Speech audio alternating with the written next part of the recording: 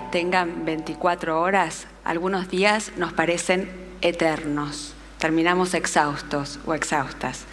En esos días somos pobres de tiempo, nos falta el tiempo. A veces podemos comprar sustitutos para ese tiempo. La idea de que tiempo y dinero son sustitutos es una idea muy vieja en la economía y a su vez una experiencia cotidiana. Cuando trabajamos, con independencia de si lo disfrutemos o no, o si nos guste o no, estamos cambiando tiempo de trabajo por dinero.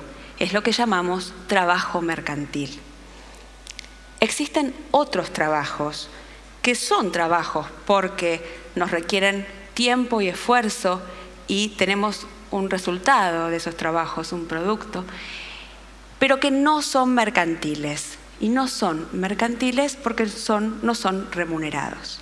Estoy hablando en particular del trabajo doméstico y de cuidados no remunerado, que son las tareas domésticas y el cuidado de personas que realizamos en los hogares y en las comunidades, para nuestros vecinos también, cuando cocinamos una cena, cuando hacemos las compras, cuando llevamos a nuestros hijos e hijas a la escuela o cuando acompañamos a nuestros padres mayores al médico.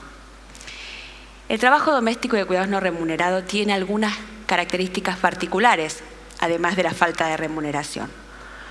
En principio, se realiza en los hogares para los hogares. Pero del lado de los costos es el problema, porque del lado de los costos este trabajo tiene profundas marcas de género y de clase. Todas las encuestas de uso del tiempo, en todos los países, ricos, pobres, en el ámbito rural, en el urbano, muestran que son las mujeres las que más hacen este trabajo. En el año 2005, en la encuesta de uso del tiempo de la ciudad de Buenos Aires, las mujeres mayores de 15 años dedicaban 4 horas y cuarto en promedio a estas actividades, mientras que los varones dedicaban solo 1 hora y media. Había dicho antes, este trabajo tiene profundas marcas de clase. Se hace más en los hogares pobres.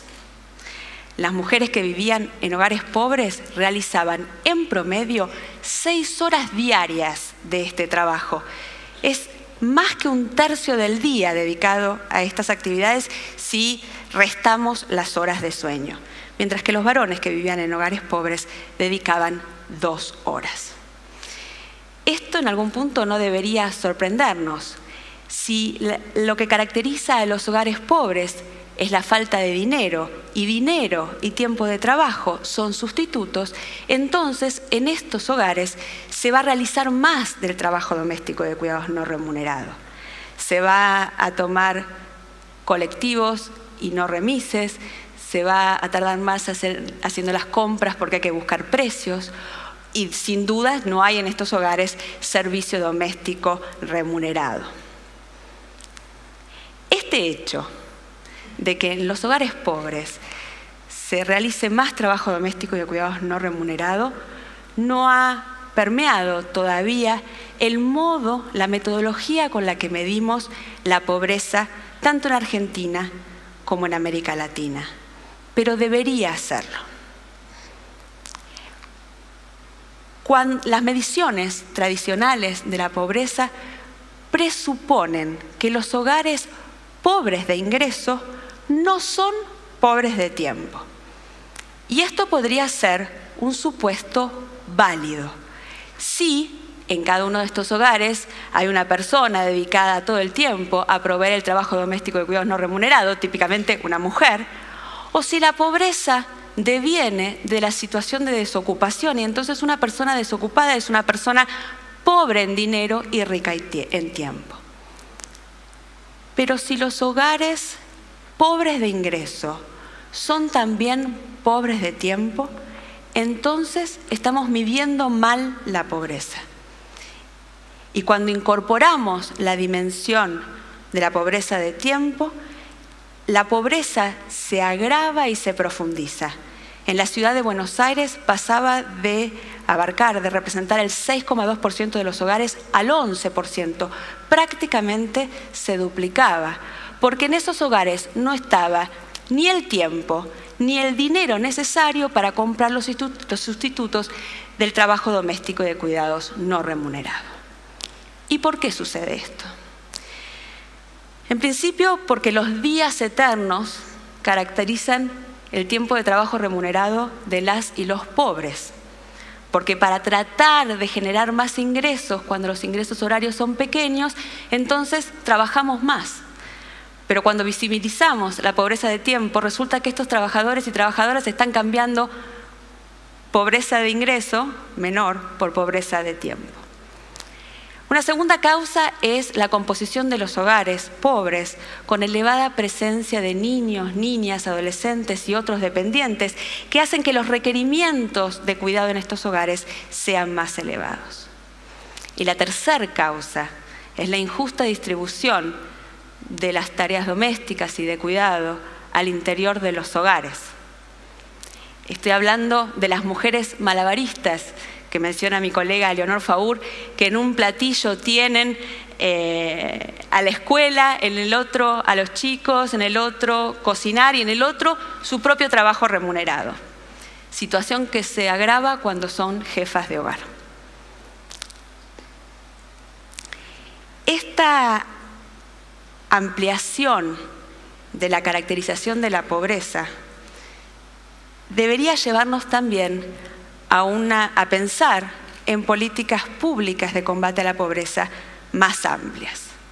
Porque si la pobreza es falta de ingresos, entonces la política pública es transferencias de ingresos hacia las familias pobres. O si la pobreza es resultado del desempleo, claramente la política pública debe generar los mecanismos para que haya más empleo. Pero si las causas son más amplias, entonces las políticas tienen que ampliarse. No es solo la generación de empleo, sino la generación de empleo decente, de calidad, formal, con salarios dignos, de manera tal de que no sea necesario trabajar remuneradamente tantas horas. Son los servicios de cuidado, la ampliación de la cobertura de la educación inicial, la sala de 4, de 3, de 2, y la expansión de la jornada educativa en la escuela pública y gratuita.